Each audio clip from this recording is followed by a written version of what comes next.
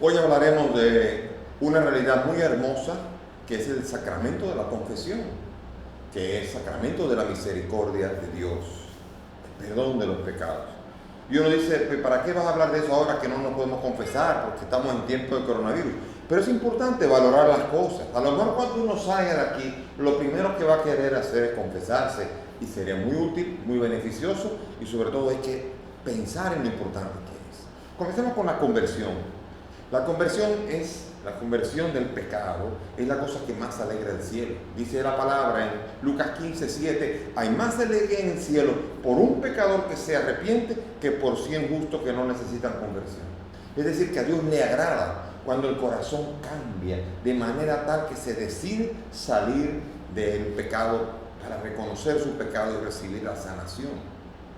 Ya en el Antiguo Testamento aparece la importancia de confesar el pecado. Por ejemplo, dice Levítico 5:5, no tengas miedo, confiesa tu pecado. Confiesa tu pecado con apertura. Y en el colectivo, Levítico 16:21, aparece también como el sumo sacerdote presentaba y confesaba los pecados de todos y los ponía sobre la víctima, que era un macho cabrío. Eso, imagínense, eso era solamente como un símbolo ritual. ¿Por qué? Porque confesar trae ya el perdón. Dice el Salmo 32:31, lo dice en el versículo 5, dice, mi pecado te reconocí, Señor, y no oculté mi culpa. Y tú me absolviste la culpa y perdonaste mi pecado. O sea, reconocer el pecado es esencial. De hecho, Jesús pone una parábola que es esencial, el fariseo y el publicano, que está presente en Lucas 18, versículo 9 en adelante. Ahí se presenta como el publicano, siendo un pecador, porque ahí no dice que era más pecador, pero se nota que el fariseo al menos buscaba, era más quisquilloso en el buscar caminar recto ante Dios. Sin embargo, juzgó al otro y no era capaz de arrepentirse, de vivir el arrepentimiento. Y el otro, el publicano, no se atrevió a levantar la mirada y pedía perdón al Señor. Y Jesucristo en esa parábola dijo, ese salió justificado. Por eso hay que comenzar diciendo esto, diciendo que es importante confesar el pecado y no tener ningún tipo de reparo en reconocerlo ante los demás. Miren, hay una tendencia a negar el pecado y los errores. Eso es una tendencia natural. Un niño, un jovencito, en la casa, se le cae un jarrón y lo primero que hace es mirar a todo el mundo a ver si alguien lo ha visto. Y lo primero que va a tratar de hacer es esconderlo. Como cualquier travesura. Los niños jugando, o un grupo de niños jugando, rompen una ventana, todos salen corriendo. Esa es la tendencia que es muy natural. De hecho, Adán se escondió cuando pecó. Y Dios lo salió a buscar en esa imagen tan bíblica, tan hermosa. El hombre se escondió. Pero dice la palabra en 1 de Juan 1:8, si decimos que no tenemos pecado, nos engañamos y la verdad no está en nosotros. Por eso no hay que avergonzarse del pecado. Eso no quiere decir que uno no le dé brega. Pero el mismo Eclesiástico 4:26 dice, no te avergüences de confesar tus pecados. Bueno, ese es así diciendo en el Antiguo Testamento. Y cuando llega el Señor Jesús, cuando inician los evangelios, el evangelio de Mateo 3:6 y Marcos 1:5, presenta que cuando Juan Bautista estaba realizando su ministerio, ejerciendo su ministerio, se acercaban a él confesando sus pecados. Qué curioso. No había perdón de pecado todavía, pero ya.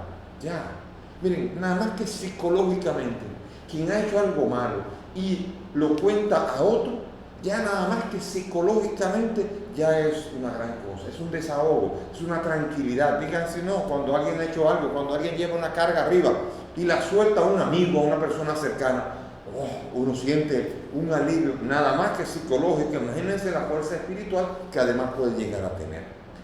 Había los dos más grandes teólogos, uno de la Reforma y el otro católico. El católico Karl Rahner, jesuita, y el otro era Karl Barth. Ambos tocayos, eran muy amigos, grandes teólogos ambos. Karl Barth, el protestante, estaba a punto de morir, estaba en su lecho de muerte, y Karl Rahner lo visitó. Y Karl Barth le dijo, ¿por qué tú no me confiesas? Le dijo Karl Rahner, no te puedo confesar porque tú no eres católico. Y le dijo, por favor, óyeme mis pecados. Sí. El católico, el sacerdote católico escuchó los pecados y él soltó todos sus pecados y después le oró por él. Y ese hombre respiró hondo y dijo, por favor, Carlos, que no quiten nunca de la iglesia esa cosa tan bella que es la confesión. Fíjense, cuando una persona preparada, capaz de entender psicológica, teológica y sobre todo vivencialmente la importancia de recibir el perdón, eso es esencial. Santiago, capítulo 5, versículo 16 nos dice, confiésese pues mutuamente sus pecados y oren los unos por los otros para que sean curados. Fíjense cómo es importante esto. Y Jesucristo se presentó en el ministerio perdonando pecados, de modo que causaba el escándalo. Decían, ¿quién es este que perdona pecados? Solo Dios perdona pecados. Ellos no sabían que Él era Dios. Pero perdonar pecados, el que inicia esa fuerza de perdonar pecados que solo Dios hace, es Jesucristo, Dios hecho hombre. Tus pecados te son perdonados, decía. Y la gente se quedaba extrañada como por primera vez en una boca humana salía en la declaración de un pecado perdonado que solamente le podía tocar a Dios. Eso era importante. Jesús se alegraba cuando volvían a Él. Hay dos términos importantes para referirse al arrepentimiento y a la conversión. Uno es la palabra hebrea shub, y la teshuvah, que es el retorno. Significa alguien que se alejó, que se fue lejos y que vuelve otra vez. Aquí está el ejemplo típico de Lucas 15, el hijo pródigo. Se alejó y después de un tiempo decidió volver. Hay mucha gente que le ocurre eso. Hay mucha gente que se aleja de la iglesia, que se aleja de las cosas divinas y un buen día de repente o por una circunstancia de repente decide acercarse a Dios. Hace lo que se llama la teshuvah, el shub. Es una palabra muy hermosa para decir retornar.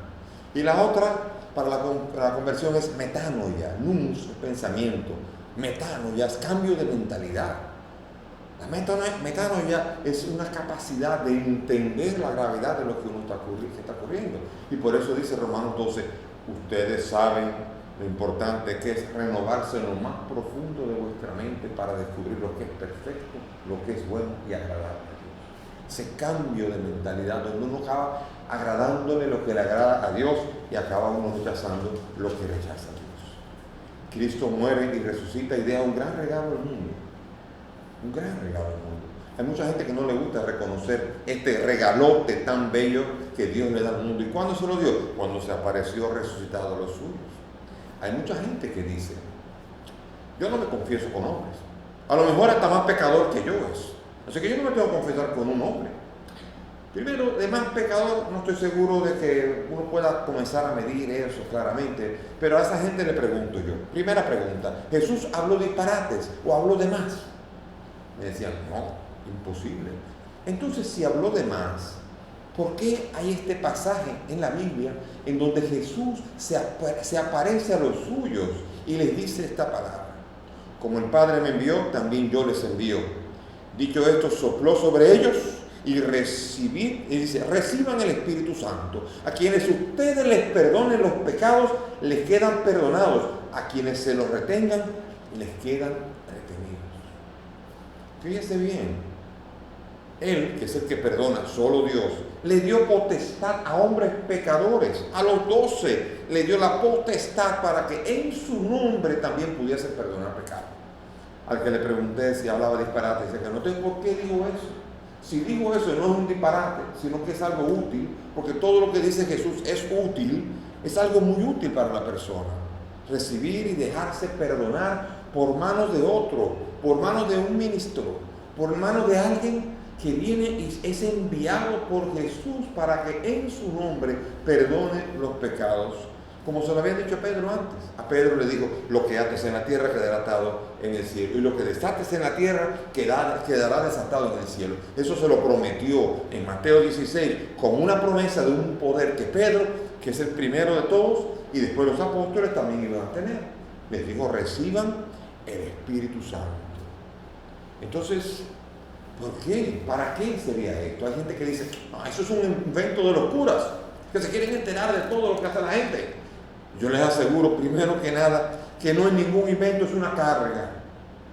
Créanme que primero que nada hay un silencio.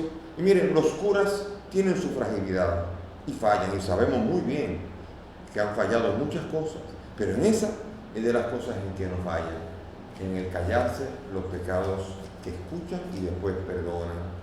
Por eso en este momento, si es un invento, señores, no le inventamos mal, porque mire, una sesión de un par de horas confesando, nadie se puede haber inventado eso para disfrutar, sino para sufrir, para que otros reciban el perdón. Oír los pecados de otros y oír los pecados de otros, que normalmente son de la misma naturaleza. Una vez una persona me dijo cuando se iba a confesar: padre, le voy a escandalizar con lo que le voy a decir. Y yo le dije: si tú te inventas un pecado nuevo que nadie haya hecho, entonces me vas a escandalizar. ¿Por qué? Porque nuestra fragilidad es la fragilidad humana que existe en todos los seres humanos.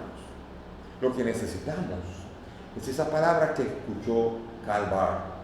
Lo que necesitamos es escuchar de parte de alguien que ha recibido el poder de Cristo y en su nombre dice: yo te perdono de los pecados en el nombre del Padre, y del Hijo y del Espíritu Santo. Produce una capacidad de transformar la vida. Miren, para la confesión hace falta dos cosas importantes. Primero, el arrepentimiento. Si tú no estás arrepentido, ¿cómo vas a irte a confesar?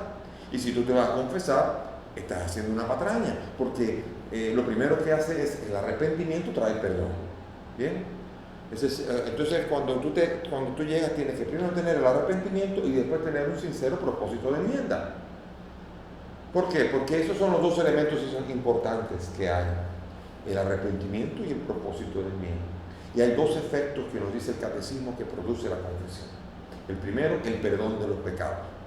Y es que el arrepentimiento, cuando el sacramento toca el arrepentimiento hace que la persona reciba el perdón. Pero también está el propósito de enmienda, que cuando el sacramento toca el propósito de enmienda, la persona recibe la fuerza para no volver a caer en el pecado. Hay mucha gente que le falta propósito de enmienda cuando va a la confesión, y por eso vuelve a lo mismo, y confiesa lo mismo, y parece como el pago de una tarjeta de crédito, que la pone en cero para seguir utilizándola, y no para cambiar su vida. Pero el que viene con un propósito de enmienda, verdaderamente cambia de vida y recibe la fuerza para no volver a caer en el pecado. Hay un chiste de un campesino que se fue a confesar, y cuando se fue a confesar al padre le dijo: padre, yo quiero una gallina, me confieso.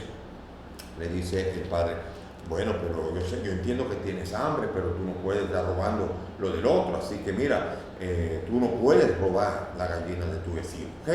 Bueno, pero en penitencia te doy 3 Ave Marías que rezas y te doy la absolución. Y le dijo el campesino: ah, pero está barato, pues por favor deme 6, porque al vecino le quedó una gallina y esta noche me la va a robar, así que póngame 6 si están baratos. Y eso es un chiste, pero es para decir el propósito de enmienda es necesario. Sin propósito de enmienda, nuestras confesiones se empobrecen mucho. El mandato de Cristo, que es un sacramento para recibir la misericordia de Dios, que como define Francisco, el Papa Francisco, la misericordia. La misericordia es la fuerza que permite salir del pecado. Y el sacramento de la confesión es sacramento de misericordia cuando no solamente perdona mi pecado, sino cuando me permite a mí tener la fuerza de la justificación, de transformarme en una persona justa, y mi pecado puede ser abandonado y puedo ir creciendo en la vida de fe, en la vida moral, que tengo que crecer en ello constantemente. Mis hermanos, la confesión es el gran regalo de Dios. Yo recuerdo una vez que una jovencita se me acercó en una charla que estaba dando. Yo estaba en Capotillo y se me puso de pie una jovencita y me preguntó: padre, una pregunta le voy a hacer. Si yo cometo un pecado y me arrepiento, ¿Dios me perdona? Yo le dije: definitivamente, si te arrepientes con un sincero corazón, sí. Entonces, si Dios me perdona cuando yo me arrepiento, ¿para qué me tengo que confesar? Exacto. Sí, ciertamente me agarró, y yo le pregunté delante de todos. Yo le dije: vamos a hacer una pregunta. Si tú te ensucias, de repente caminas por ahí y algo de grasa te toca el codo, tú vas a decir: ah, está sucio, pero cuando me bañe me lo va a quitar. No, tú vas y voluntariamente te limpias eso y te queda limpio, ¿verdad? Y cada vez que estés consciente de algo, te lo limpias. Pero imagínate que pasan 5 días y tú nada más haces eso, que solamente limpias aquello que tú estás conscientemente que está sucio. ¿Qué va a pasar dentro de 5 días?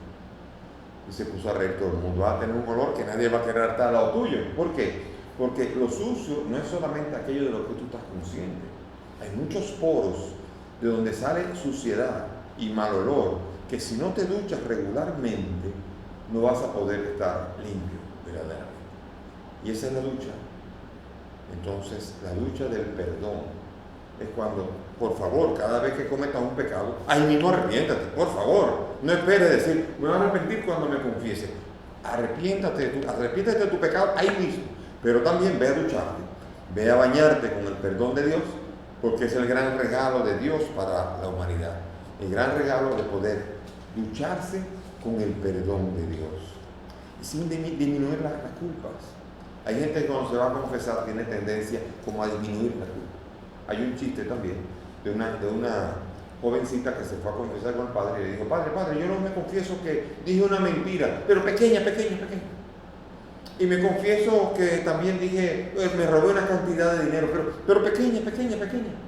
Ah, y también me confieso que tuve un bebé con mi novio, pero pequeño. Entonces, en ese afán a veces tenemos que aprender a tener capacidad de acercarnos al tribunal de la misericordia de Dios. Eso es la confesión.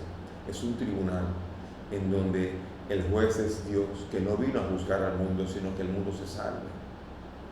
Por eso, cuando le trajeron a una mujer adúltera, había 2 cosas. Primero, ¿tú te arrepientes? Sí, yo no te condeno. Tú hiciste pecado, yo no te condeno, te perdono. Es más, te perdono. Pero en adelante, no peques más. Eso es en el capítulo 8 de Juan. Aparece Jesús, no solamente perdonando el pecado, sino invitando a la persona a que reciba la gracia para no volver a caer en ese pecado. Si nosotros vamos recibiendo de gracia en gracia esa fuerza, ciertamente la misericordia de Dios nos estará haciendo salir del pecado y progresando en la vida moral y en la vida de respuesta a la llamada a la santidad que Dios nos ha hecho. El sacramento de la confesión es esencial. Es bueno confesarse frecuentemente. Es peligroso confesarse cada día o cada 3 días. Es como que alguien se quiera duchar 6 veces al día. Sería absurdo. La confesión, como la ducha, tienen su tiempo. Ducharse un par de veces al día no está mal. Y confesarse 3 o 4 veces al año está bien. Y si se puede hacer una vez al mes, mejor también. Hay tiempo para poder examinarse, para poder examinar el pecado y para no tener miedo ante el sacerdote, que no le vas a confesar nunca un pecado que no haya escuchado. Él está para eso, para ser el instrumento de la misericordia de Dios. Fíjate que Él dice, yo te asuelo en el nombre del Padre y del Hijo y del Espíritu Santo, con la garantía que Él es el testigo y el ministro de un perdón que te viene del Padre, del Hijo y del Espíritu Santo. Por la muerte de Cristo y por el poder del Espíritu Santo, el Padre te perdona y te invita a hacer el shup y la metanoia, el retorno a Dios, el no alejarte de Dios, y también hacer ese bello retorno en donde tú puedes encontrar al Dios que no vino a juzgar al mundo, sino que el mundo se salve. Es un sacramento de justificación. En la teología luterana dicen que el hombre es un pecador y no va a poder salir nunca, siempre será un pecador. Como decía Lutero, simul justus et peccator, o sea, como si fuera un justo pero un pecador. Y el hombre puede dejar de ser pecador. Por la gracia de Cristo fue transformado. Por eso a los protestantes les cuesta trabajo hablar de los santos. Pero hay santos que son los que con la gracia de Cristo han podido vencer el pecado y sobre todo ellos han recurrido frecuentemente al sacramento de la misericordia, que es la confesión. Ese sacramento que Dios concedió en el capítulo 20 del Evangelio de Juan, cuando Jesucristo resucitado confiere a hombres pecadores, que son como todos los sacerdotes, el poder para que en su nombre los que confiesen sus pecados con sincero corazón y con un deseo de arrepentimiento y de volver otra vez a enmendarse, el perdón tan deseado de Dios, la reconciliación y la alegría de la amistad con Dios. Que el Señor nos ayude a reconciliarnos plenamente con el Dios que nos salva. El Señor esté con ustedes y que la bendición de Dios Todopoderoso, Padre, Hijo y Espíritu Santo, descienda sobre ustedes y permanezca para siempre.